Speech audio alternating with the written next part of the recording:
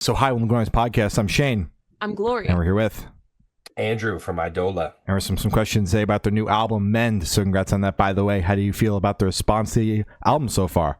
It's been great. Honestly, I've been impressed across the board. We experimented a lot. We went outside the box with stuff that we just normally have never really experimented with before on the pop side of things. I was expecting it to get way more hate than it got, both in reviewers and from our fans, just because the post-hardcore metalcore scene tends to be pretty gatekeepy and pretty Mm, niche. So usually when you venture too far off the norm, that you get shellacked for it. So Mhm. fair. pleasantly surprised. I think Idola did a decent job setting ourselves up by experimenting multi-genre Hmm. stuff in the past, and so Hmm. I think that really resonated with people just to be like, okay, well, they're not selling out. They're not going way too far out of left field. There's still some post-hardcore elements that I love. Hmm. And so they were able to resonate with that, which is great. I think that was a really cool thing. And then in terms of like actual sales and streaming, I was also impressed with that too. It's basically on par with what we did with Eviscerate, Hmm. despite not having any tours. Like traditionally, you would go out and do, the this typical cycle where you put out an album, you go right on to tour, you put it out on the tour, Mhm. it gets great, you get some more content, you put some more stuff out after the tour, and then you go right into maybe another tour, like a fall tour. Um, Hmm. but for me, my wife is due in about 3 weeks, and Oh so Congrats. goodness. yep, it's our first child, so we Yay.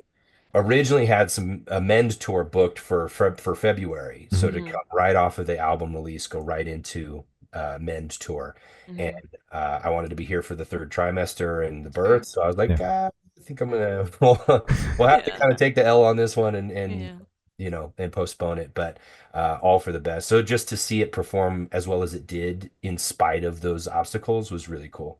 It's been really really cool. That's Absolutely. incredible to hear. The album is fucking immaculate. Thank you. It's Thank you. both Eviscerate and Mend have just been such an experience to listen to watch the rollout, the music videos. It is just such a good package. I fucking love So them. much. Thank you, thank you, thank you. I really Of course. appreciate it. I read a couple of press reviews, and we only Hmm. had one that was like, kind of shitting on it with it being more of the pop element type Yeah. stuff. It's a very diehard, like, I love hardcore. This Mhm. can't Where are this the can't chug exist. riffs? Yeah. Yeah, Where's yeah. my chugs? Yeah. I, Hmm. I want I want mutual fear. It's like, well, Hmm. you have that. Now you have this other stuff. So thank you so much. I Exactly. really appreciate you guys taking the time to listen to it and to take it in for what it is. Of Oh, course. for sure. Hell yeah. Yeah. Oh, yeah. So, is there any meaning behind the album title or cover art? Yes, behind both.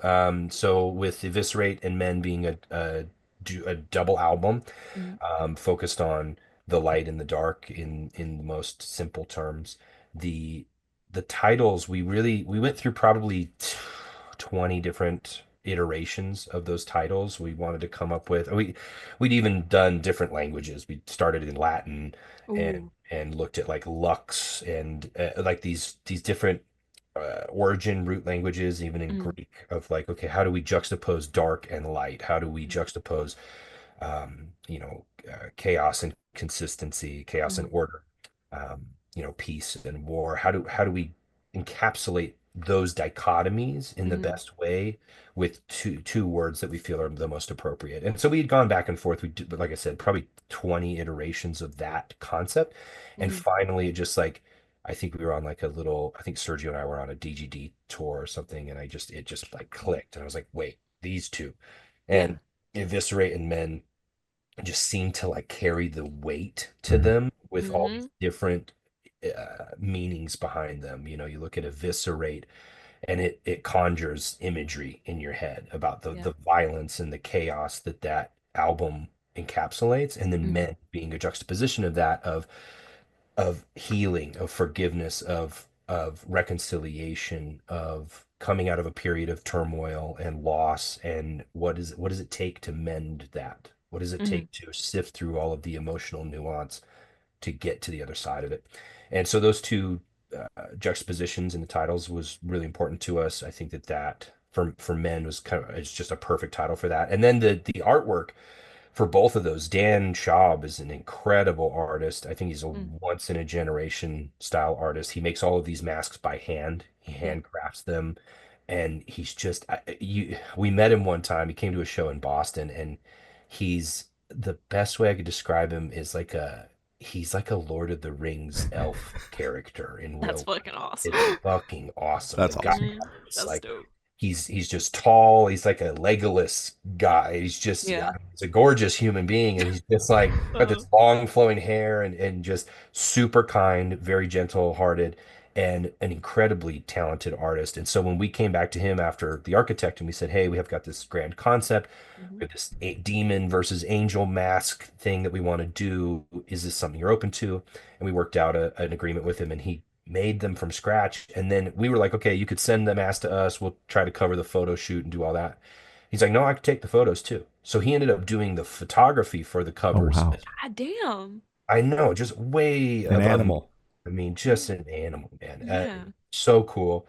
And he took the photos and sent us like, I mean, God, like 100 iterations of these photos where he just Wow. went all out with like different, different totems that he was holding. Like in Eviscerate, he has the apple, and in Hmm. Men, he has this like crystal figure.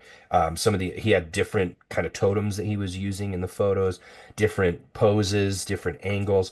And we found those two, the Eviscerate and the Men cover, to just be perfect to encapsulate everything that Hmm. we had covered. And we sent him some stuff conceptually as well that I had come up with ahead of time of like, we're big into symbolism. We're Mhm. Yep. big into theology and like ancient esoteric symbols. And so we try to have him include that not only in the mask design. So if you really zoom into the mask design, you can see all the intricacies of these ancient tomes and So um, cool. different symbols. But Mhm. in the actual piece of the artwork itself, so like the ring that's around the Mend mask character. If you're into tarot at all, there's most of the depictions of the world tarot card is that like ring around Yeah. dancer in the world. And so we wanted to incorporate some of this stuff that we've done in the past too with tarot and some of the more Western um, takes on philosophy. So it was really cool working with him. He took every bit of direction and just like took it way over the finish line. It was so cool. That's Hell so yeah, above fucking and awesome. beyond. Yeah, Yeah. hell yeah. Awesome. So can you tell us a little bit about the writing process for this album, and did it differ at all from previous records? Since I know sonically it is so different. It did. Great question. Right. That's why I love talking to you guys. You guys do your research. Appreciate it. It uh it was very different. So historically, like, brief synopsis for people who don't know Idola as well.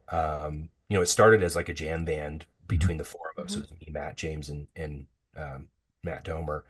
And we lived together in a house in a little town in Utah, and we just jammed. Our first record was pretty much all just like jam session and then DIY, real cutting our teeth on DIY touring, like playing for Little Caesars Pizzas for 10 people and, It's going around and badass. Awesome. like really cutting our teeth on it. Mhm. And that was our first record. The Great Glass Elephant was like just a very jam oriented record. And then when we got signed and we started to, make a living off of music and started to expand and to grow and to reach new heights, um, it just got to a point where we would still be collaborative, but this happens with a lot of bands where there's usually one or two people in the band that have a vision for writing. So I have a Mhm. vision for like the concept and the writing process. And usually it's better if you kind of let that person take the reins a little bit. You can get Mhm. things done, you can get a little further, a little faster because things are a little more cohesive. And then and then you have people collaborate on other elements. So for like Degenerate Terra, still somewhat collaborative, but it started this trend of me kind of bringing songs to the band. So I would start songs with on guitar and drums, bass, and I would bring the songs to the band, and they would all do their own flair on it. Mhm.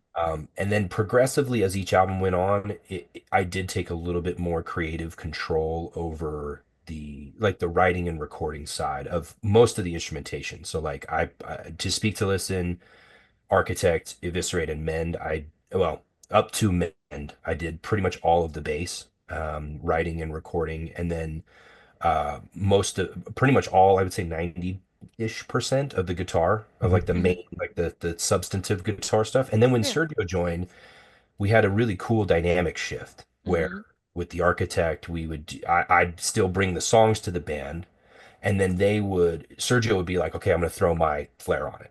Yeah. Right. So don't do the second guitar on this. I'm just going to do my own thing. So Yeah. that was really cool. And then Eviscerate was even cooler of a direction with that because Sergio doesn't like to play in other tunings. He's a very diehard altruist on the E standard, which I love. Yeah. I love he has a unique style that's for him.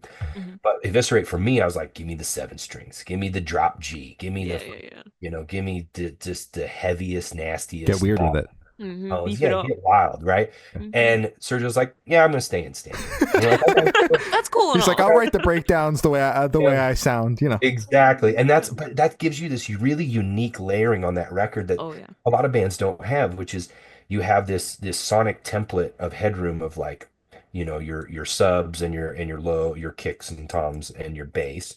But then Hmm. you have this baritone guitar that's coming from me, that's this real chuggy, rhythmatic guitar. Mhm. And then Sergio now sits in this cool middle space where he's on top of the baritone with these like leads and these really pretty, dissonant, cadences.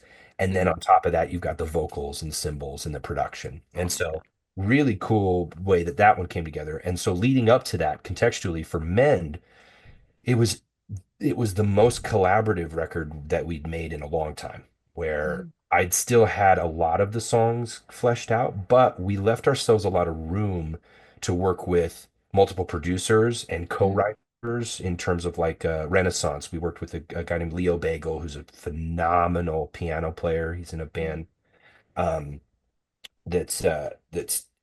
called Post NC from Vegas. Great band, really, really cool, Mhm. and just a phenomenal talent. I mean, I've worked with a lot of people who, most of the people I work with can play by ear, can do, can hold their own in chops, but this kid can literally write sheet music by ear.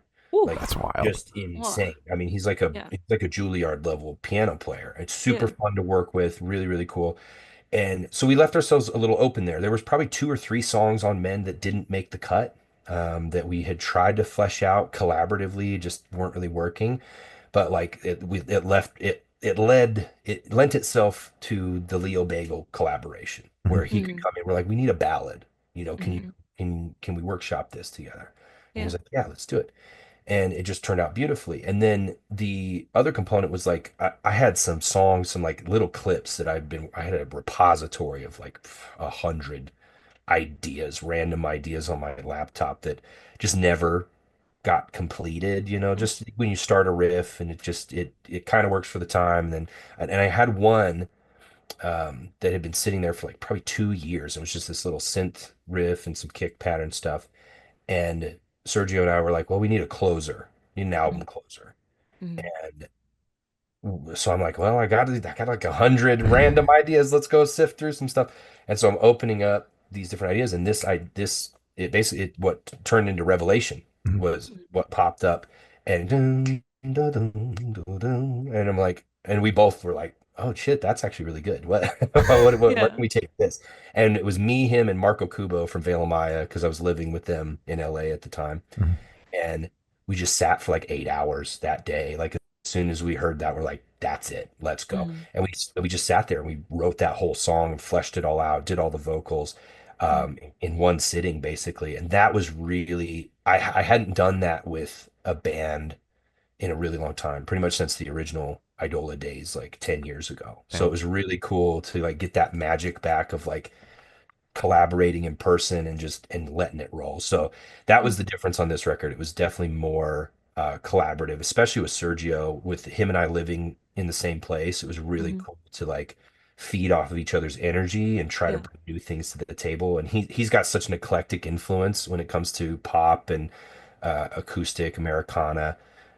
He's such a genius in so many ways that Hmm. it was really cool to get his perspective and get his buy-in too. He normally is like, yeah, I love Idola, I'm here, but like you're the visionary. Like I'm just here to kind of put the sauce on the top. And Yeah. this time he felt really invested in creating the best music he could. So it was really cool. It's really collaborative.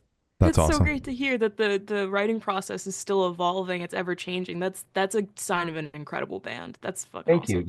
Yeah, our vision for the next one, and this is Mhm. where, people have wondered, are you guys on We hiatus? we asked you the fucking question. Yeah. Exactly. Yeah, yeah, yeah. So it's like and it's complicated. We want our fans to know that we're in it for the long haul in a lot of Mhm. ways, but we don't want them to misinterpret like the traditional band method of like you have to be on tour every year, you have to be putting out records every year. Mhm. It's like that's just not where we're at as a band right now. Mhm. It doesn't mean that can't change in the future. It just means that like with some of us having children and then two of us being in DGD, which is it's a much more like active band in that Mhm. schema. We want to do Idola when it feels right for us, which is how we've always done it Absolutely. authentically. It's like when this feels appropriate for us to go and tour and do these things, right by us and right by our fans, that's when we're going to do it. And I think that resonates with people a lot. But visionarily, like looking for to the future, I know we're going to make another record at some point. I can't tell you if that's going to be in 2 years or 5 years or like what that'll look like. Hopefully sooner than later. But our vision for it would be that the next one will be purely collaborative, going back from scratch Mm. again Yeah. with with our two newest members too, with Skylar and Reese, phenomenally talented string players, Mhm. some of the best I've ever worked with, bar Mhm. none. I think that having their vision on it too, with this like powerhouse of people that can do all these different things, because we can all play bass, we can all play guitar, we all have, now we have a little more production experience. I think renting a cabin in Alaska for 2 months and just going in on it and making a whole new record from scratch. That to me is like, especially with the concept narrative of Idola being finished with Mend and with a nice bow on it with a song like Revelation, Mhm. the next record I feel like to us it naturally it has to go back to a collaborative element. Otherwise, Yeah.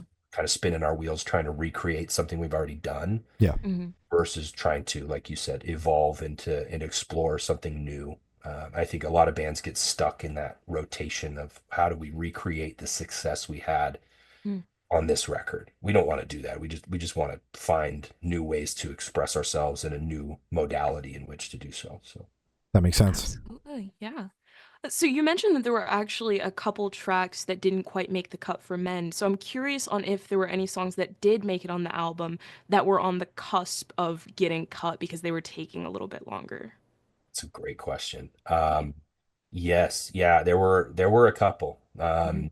There were definitely a couple. I feel like Blood in the Water was one that like it really was starting to um just getting the tones on that one and getting it differentiated from the rest of the songs because Kaleidoscope did a perfect job in my opinion of balancing these like post-hardcore elements with some of the nylon string acoustic stuff and some of the Mhm. more pretty synth arrangements behind it.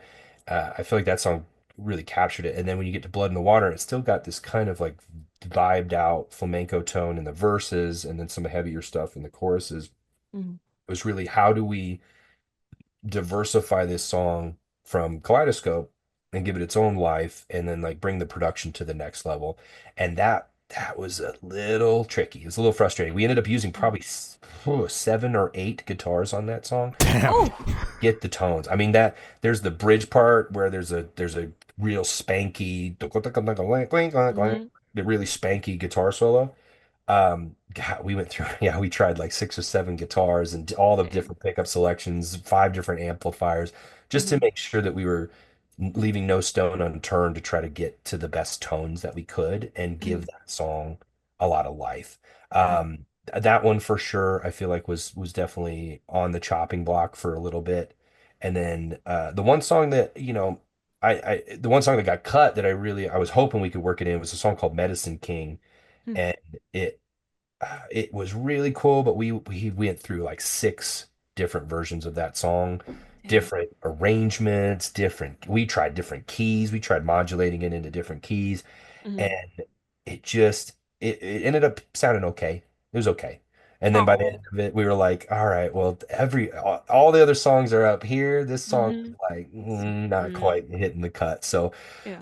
um, when it came down to that, we ended up scrapping it. But again, that lent itself to having Leo come out and provide a beautiful ballad for the the record. So it ended up working out for the best. But Hmm. it's something we've considered. We have B-sides from the other records too. There's a couple Yeah. B-sides from Eviscerate that didn't make it on. So we might do like a B-side EP or something at some point, just for fun. That would be Just for badass. shits and giggles, that'd be Yeah, fun. just throw it out there, and then people can Yeah. make their own determination. They'll be like, "Yeah, they were right. This song's not quite. This song does kind of suck. This Yeah. song is kind of ass, but that's okay." Yeah.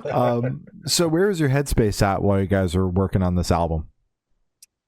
Man, my headspace for the last like year or so has been a challenge in some ways. I'm very blessed and very fortunate to be able to do this for a living. I'm so grateful to anyone who's supported my music and supported the band in any way. Um, and so that's always been strong. I have a great support system. I have a great therapist. I've been in therapy every week for about 5 years now. Hell Hell yeah. yeah. So I've got some really good support systems. It's just externally, there's been a lot going on. My grandpa has late stage cancer. He's had some issues throughout the past 6 months or so. Have been fairly challenging, and Mm, we had a pretty devastating couple devastating losses in our family, mm, both last year and then even recently in this man. year. Well, they've been really, really, really challenging. Mm, Um, and that's always the external stuff is always a challenge. I really try to pour myself into my art. It's cathartic for me. It allows a level of healing. And Mhm. so for Mend, it was kind of the perfect time because even mm, though I was going through a lot of this stuff, it was Eviscerate was really focused on what does it look like when I dive into the pain head first? yeah. What is that emotion like? What are those emotions? How do I tackle them? What happens if I give in to the grief or the anger or the despair or the loss? And then Mend was really, what does it look like if I focus on the other thing? Mm, What does my life and my catharsis look like when I focus on the joy, the celebration, the reconciliation, the forgiveness, the love, the compassion? mm, What does that do for me? And there was a lot of value in both, especially expressing it through art, because I Mhm. think absolutely. as a human being, Mm, you're going to go through loss, you're going to go through heartbreak, but you're also going to go through periods of joy and bliss and resounding happiness and gratitude. And so my job as an artist is entertainment, but it's also to explore those themes. In the context of Idola, that's always been the intention, is Yeah. to explore the themes of the human condition. And it was kind of a perfect time for me for both those records mm, because, Eviscerator was coming off of a lot of loss, and that's how I was dealing with it. And then in Mend, I was still coming off of more loss, but it, yeah. it was it was a different approach. It was how do Hmm. I tackle this in a different way? And Hmm. so both albums lent themselves to that overarching, healing process for me in both ways, and they both have a lot of meaning to me in that healing process. It was really really cool. My headspace now again still dealing with some of those things, but about to be a new dad, I think it's a lot of hope. Yeah. And Mend resonates with me now of like that's something I can help my daughter through as she gets older and things that I've gained wisdom about that hopefully I could be a resource for her as she gets older. So Absolutely. Hmm. Well, I'm happy to hear that you were able to have these two outlets throughout all of the external changes in your life, because obviously, that's the purpose of art, is to kind of be an outlet. Hmm. yeah, thank you, man. I appreciated it. And my hope is also obviously always that if I went through it, I know that there's plenty of other people who've gone through it. Yeah. Yeah, my Yeah. hope with the art is to give people something to resonate with them as well. And that's always the hope, is that they'll find some value and meaning in that experience as well, and see some semblance of themselves in the art and be able to process it in healthy ways. That's always the intention. So, Absolutely. 100%. Yeah. So for this last question, it should be super, super quick. Off top of your head, I want you to describe this album for new listeners in 3 words. No more, no less. so he's with the heavy hitters over here. Mhm. Um, no more, no less. Oh, okay. Hold on. I mean, I've said it 3 times right now, but I'll say it again. Cathartic, I think, Okay. is one. Yeah. I would say celebratory, Okay. Hmm. two. I would say the only other word that's coming to my head is whimsical. It's not really the appropriate term, but that's Whimsical. I'm gonna go with it. Whimsical. I love Fuck it. it. Yeah. Yeah. Hell yeah. Yeah, Mm. I would use many other adjectives, but those are the three that come to my mind. It's definitely a very cathartic album for sure. That's my Mhm. top one. Cathartic and Wonderful. whimsical. I love it. So as Gloria said, that's all the questions you have today. Is there anything that you would like to plug? No, I just want to thank you guys so much for having me on. You guys are awesome. Great to talk to you as always. Yeah. If you haven't listened to Men, go check it out. Keep streaming it. Last little couple things for Eidola. We are redoing our very first independent release, The Great Glass Elephant. We're almost done with the instrumentals right now. We should have that out later this year. So it'll Hell be yeah. another thing to look forward to. It sounds fucking awesome. It sounds a billion times better than the original. So it's gonna be really cool. That's good. Hell yeah. Hell yeah. So Uh, exciting. Well, thank you, Sal. It's been Andrew from Eidola, and we have been the Good Noise Podcast.